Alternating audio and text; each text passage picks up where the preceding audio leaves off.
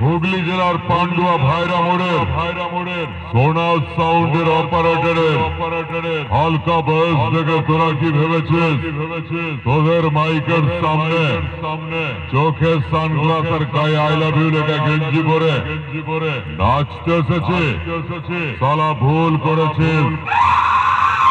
শোন অপারেটিং করাটা আমার ধর্ম আর তোদের মতো চন্ডাল মাতাল গুলোকে নাচানোটাই আমার কর্ম। যার নাম শুনলে ভগবানেও ভয় পায়। তাই বলছি মানে কেটে পার নইলে সালা মার্ডার হয়ে যাবে।